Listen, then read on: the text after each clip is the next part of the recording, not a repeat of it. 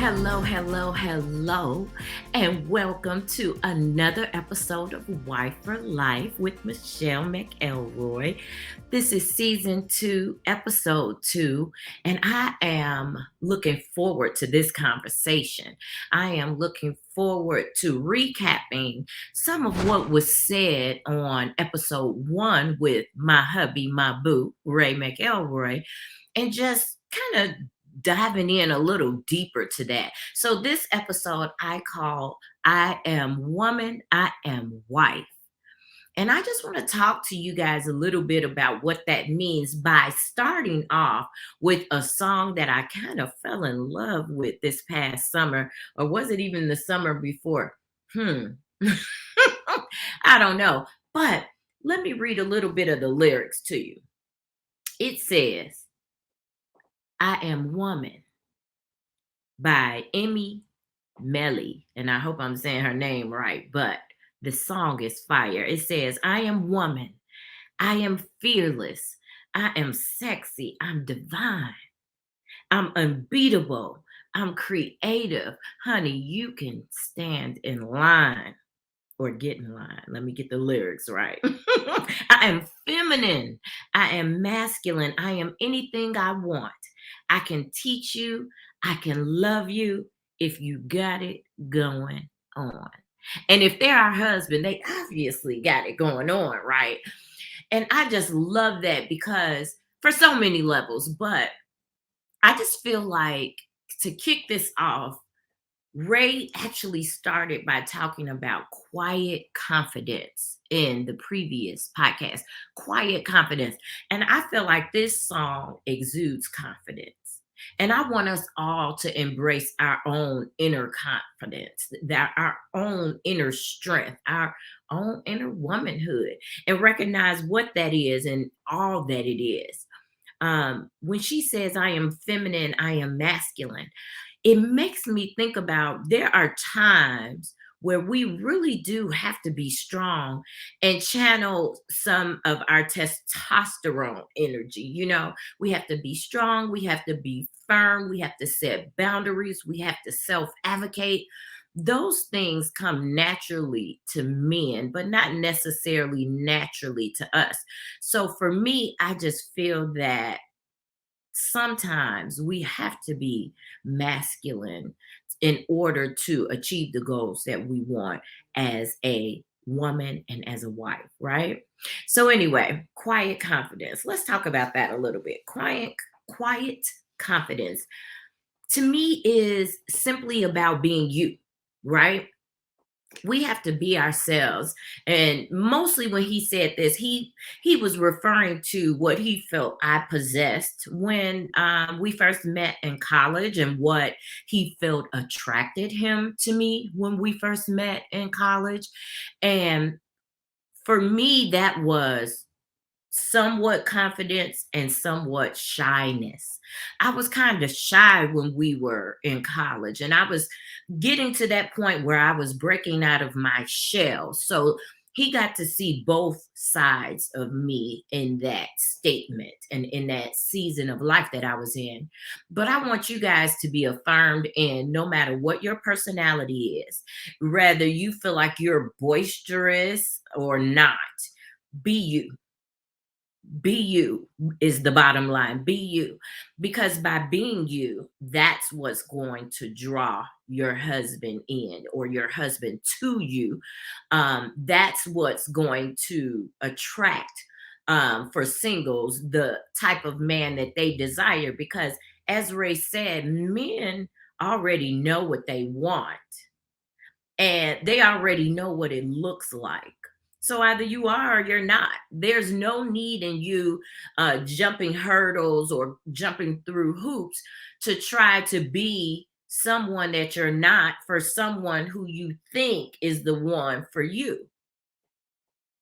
I think maybe that's just not the person for you. So I just want to encourage you guys to embrace your own confidence, whether that be loud and boastful, or whether it be quiet and calm and peaceful, whatever that may be. Embrace you and be you, and work hard to be the best version of you for yourself first, for yourself, then for others, because you be amazed at how just paying attention to yourself is a draw to your future husband. It's a draw. The things that you enjoy, do those things. Take yourself out to a theatrical play or to a concert. Do the things that you enjoy. Join a poetry club. Do the things that you enjoy, and you'll find that your energy will draw the type of husband you are looking for. With patience and love, it will come. It will come. And if it doesn't, then at least you're happy with yourself, right?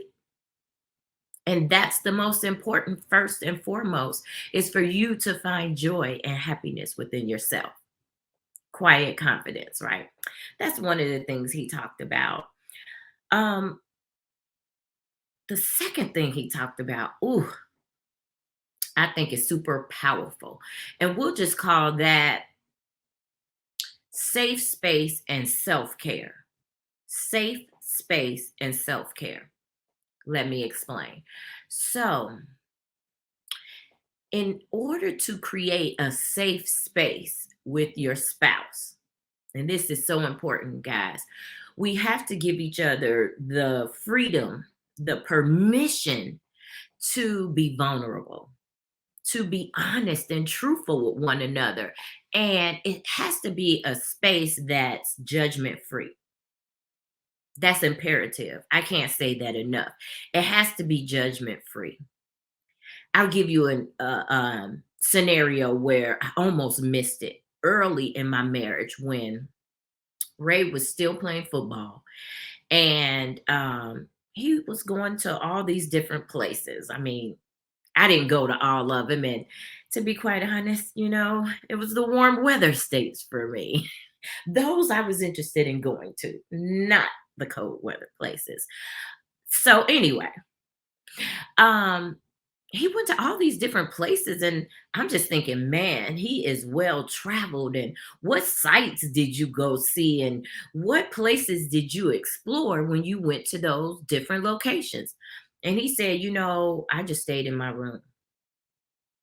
And I'm like, huh, you just stayed in your room? Who does that? Why would you just stay in your room? And he was like, well, Michelle, there's a lot of things you can get into as a professional athlete soon as your plane touches the ground.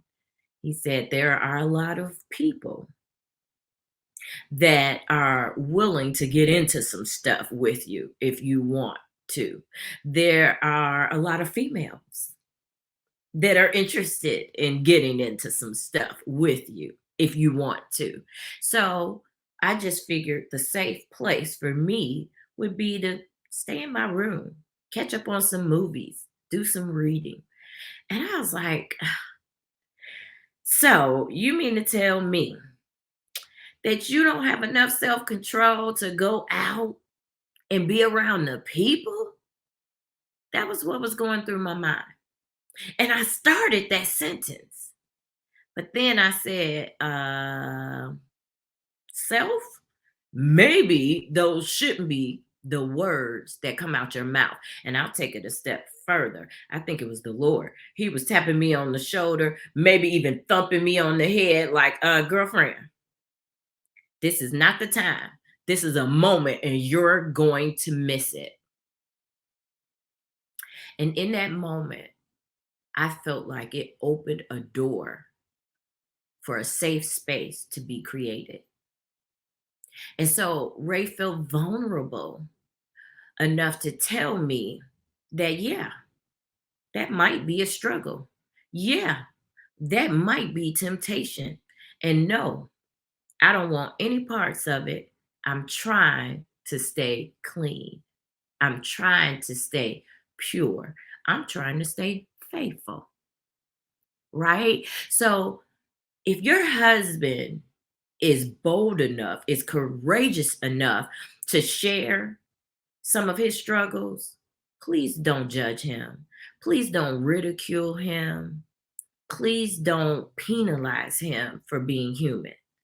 Instead, embrace him and celebrate that, because as he's doing that to you, sharing that with you, and you're offering that gift of a safe space to him, he'll be there for you when you need a safe space too.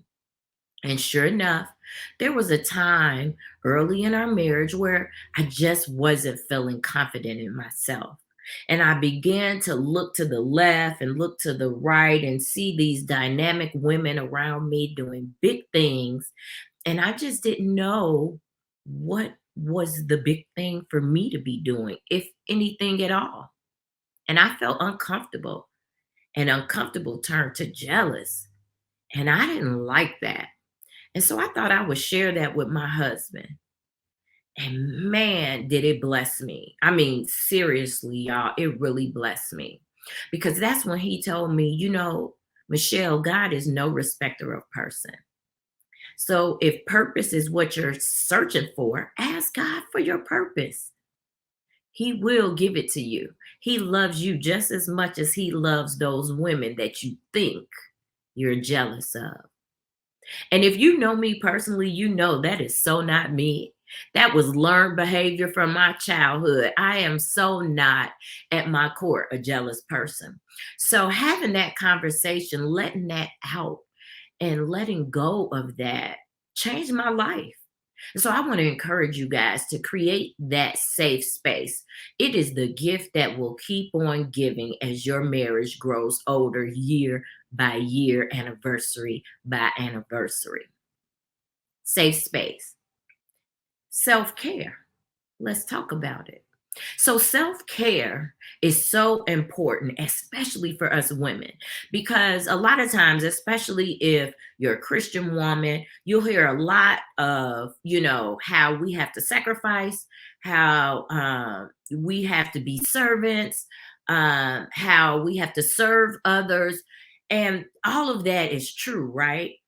But we have to be careful because a lot of us are built in a way that we already do those things in abundance, but we neglect ourselves.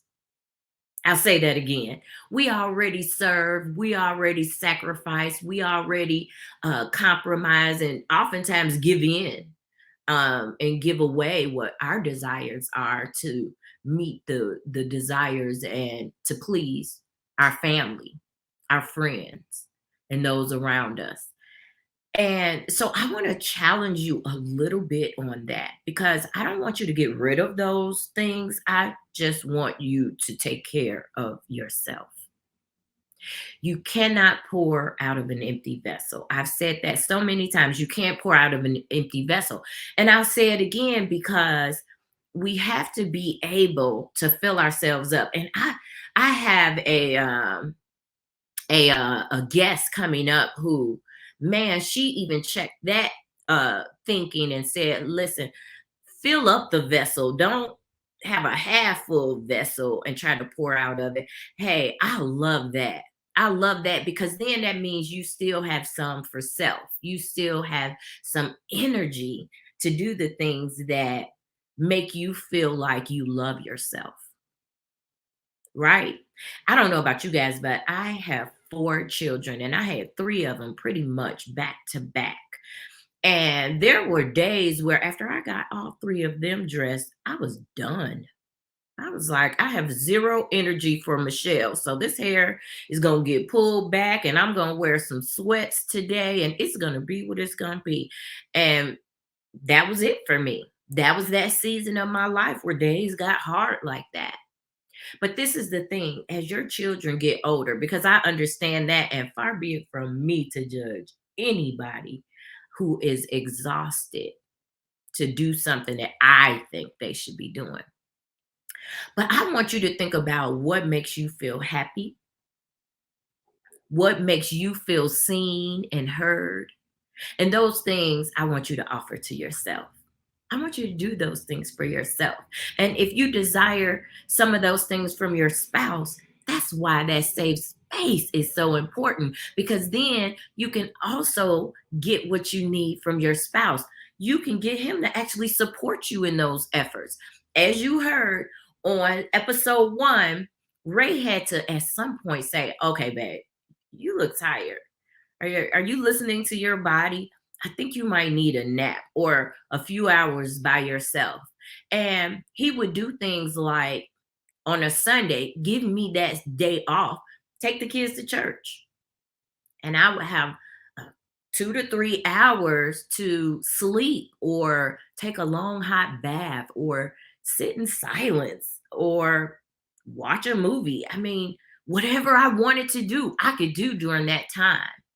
But that safe space also created me an opportunity to say, hey, I don't spend time with my friends and I'm energized by my friends. I need you to be in charge of the household, be in charge of dinner and making sure the children get fed, do their homework, do their nightly routines, so I can go out and spend some time with my friends and not feel guilty about asking him for that because we had created a safe space, right? Safe space, self care.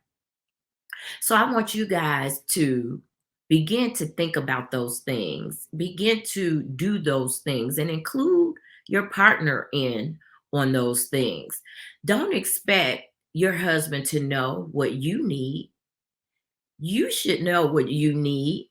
He should know what he needs, and then you can communicate that with each other, grow together, go together on some of those things, and enjoy your marriage. Enjoy communicating, enjoy bonding, and creating more intimacy. Because those type of things, just keeping it real. If you allow yourself to love on yourself and then teach your spouse, that's right, teach your spouse how to love on you, that will create more intimacy for self and for him. Just saying. Just saying. So we all have our needs. Let's start to fulfill those needs. Safe space, self care. All right.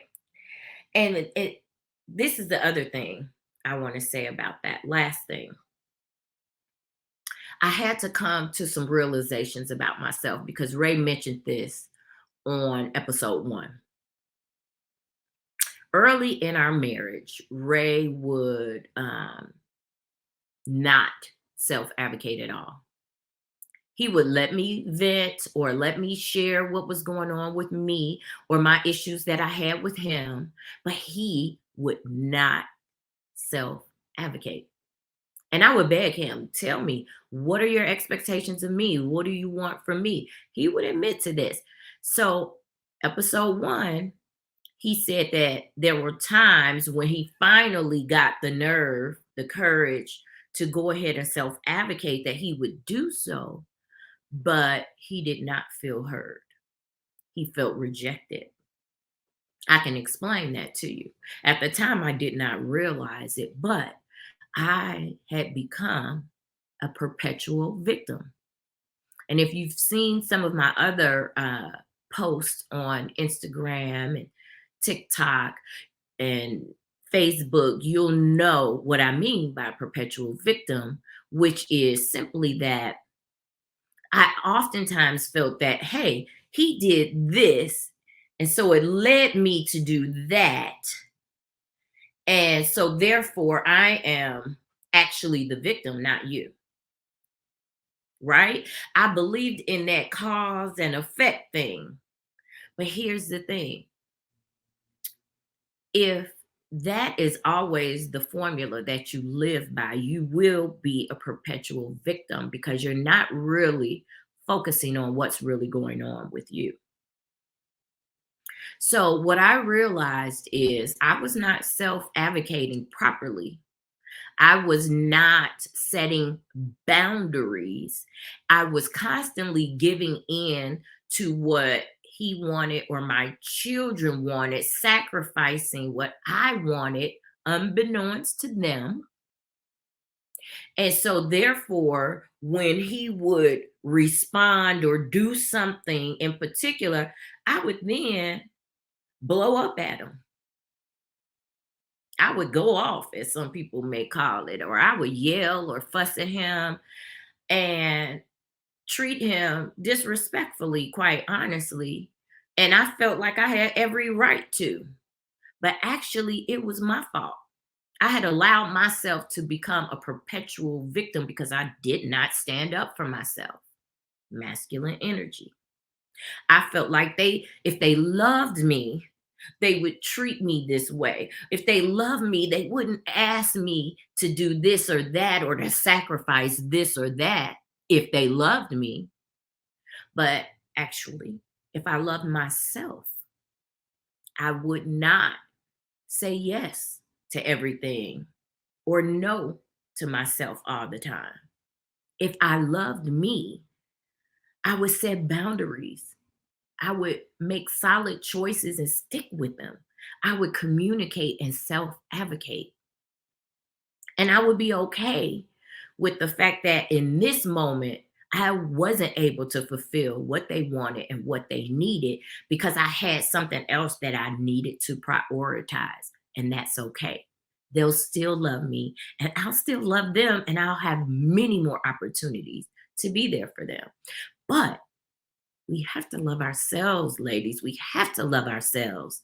And if we don't love ourselves, we can't blame our spouses. We can't become a perpetual victim because then they will never feel seen or heard. And that's unfair.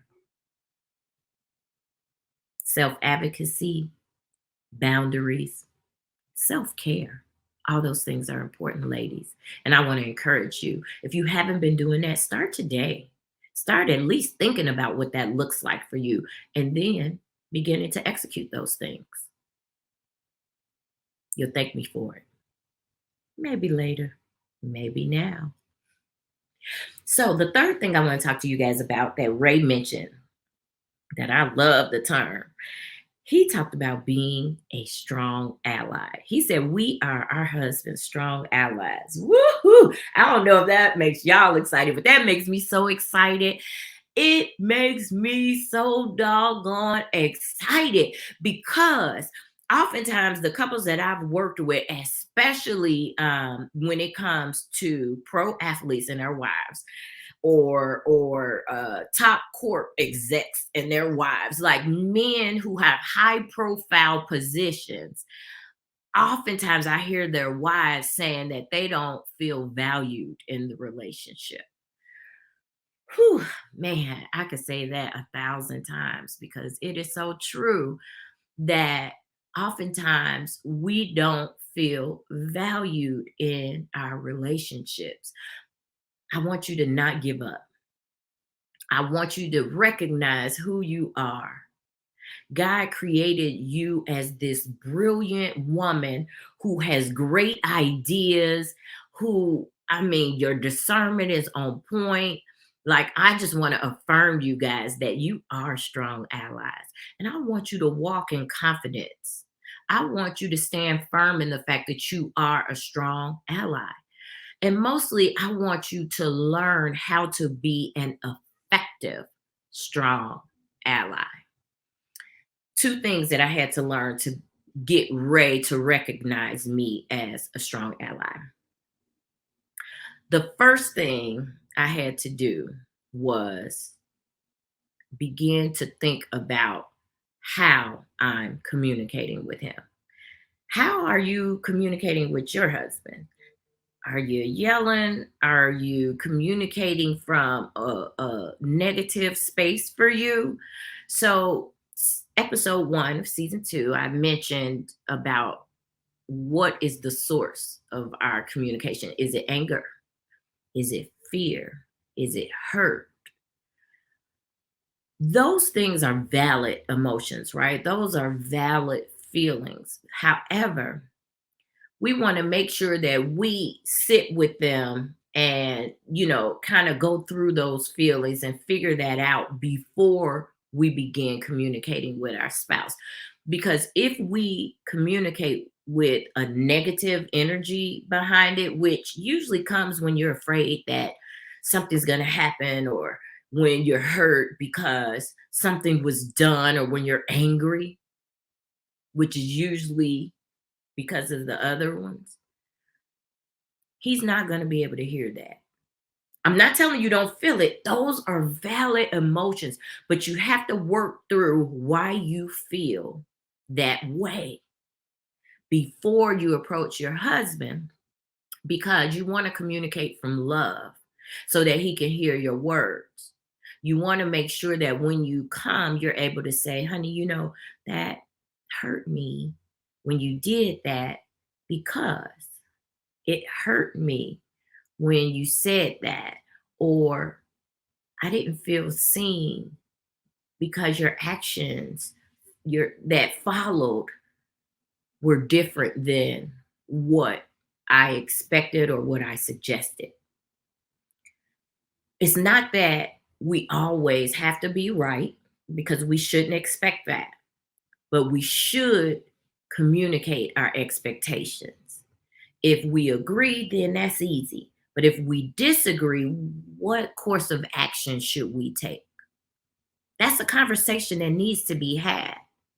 If Ray wants to invest $1 million on, let's say, Coca-Cola stock, and I'm like, $1 million? Ooh, no, I don't think we should do that. And then he says, well, I'm going to do it anyway. That's going to cause a problem. But if we talk it through and we agree that, hey, if we come to a yes and a no, we have to come to some level of agreement on which course to take.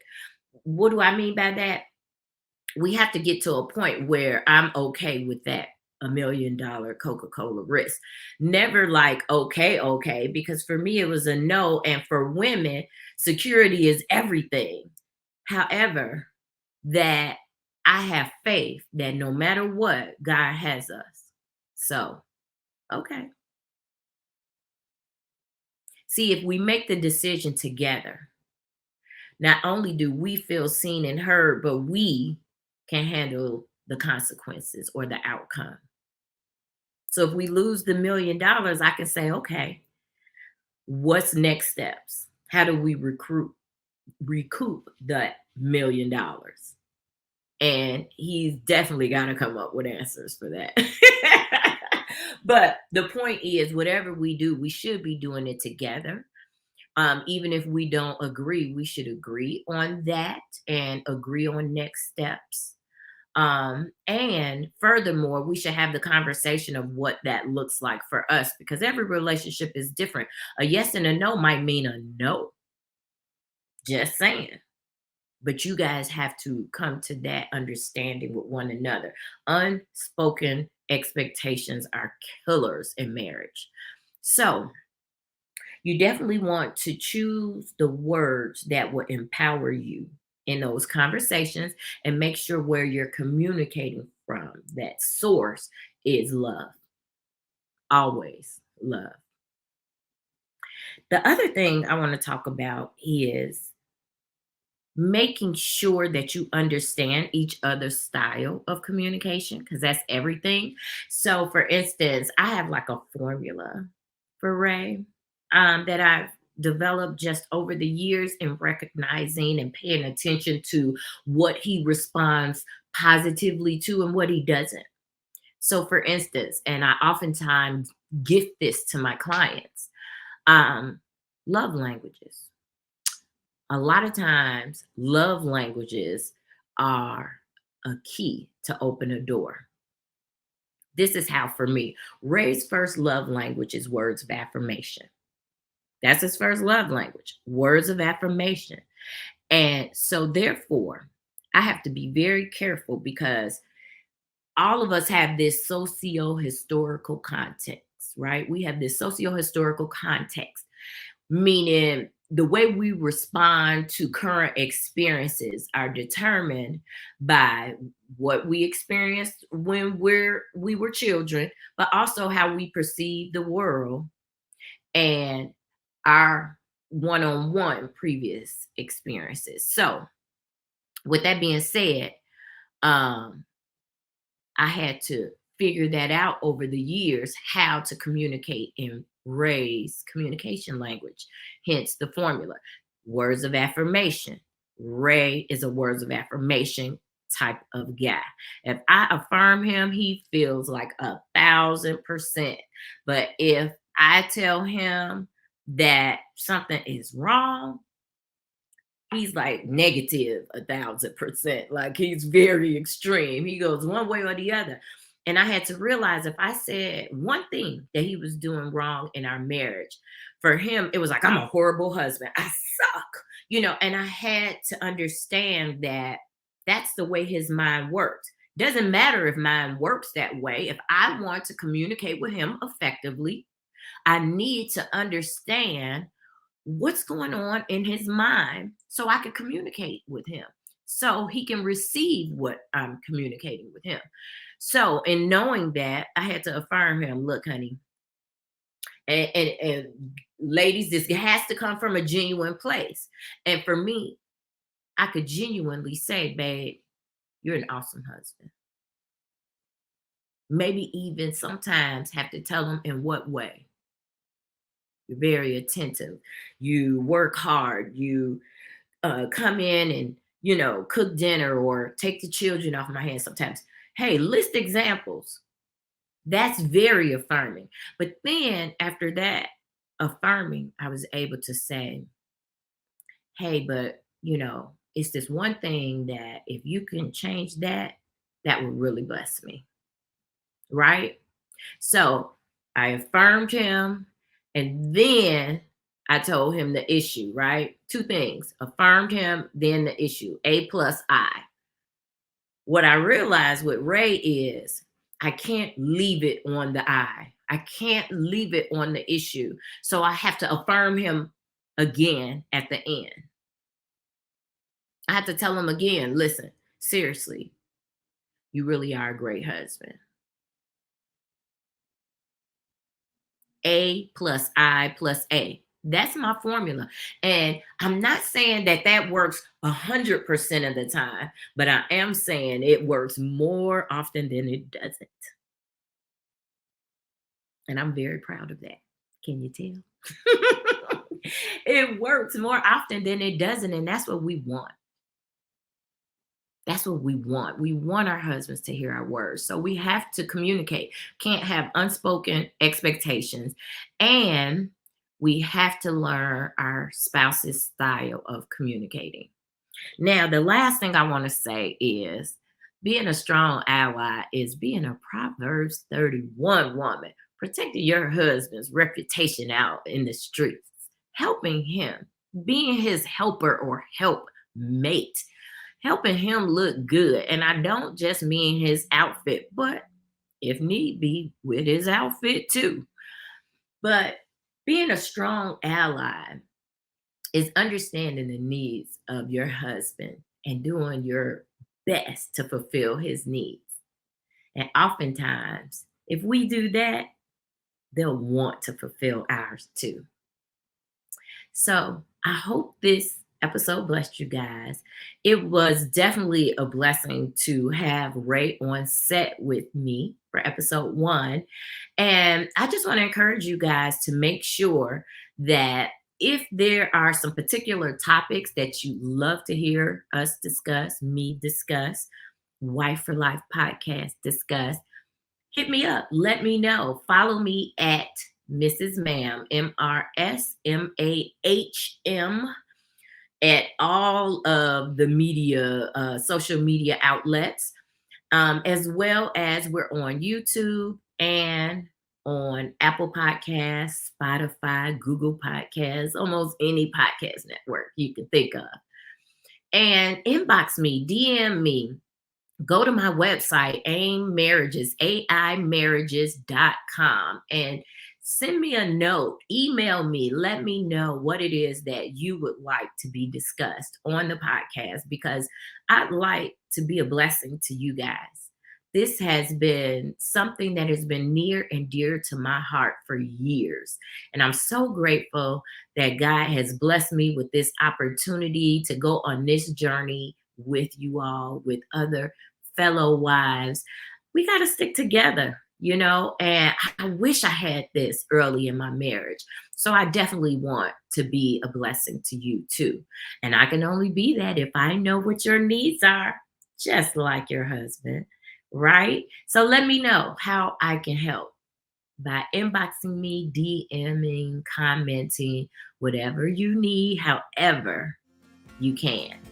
All right, this was another episode of Wife for Life. I want to thank you guys for joining me. And until our next episode, happy loving.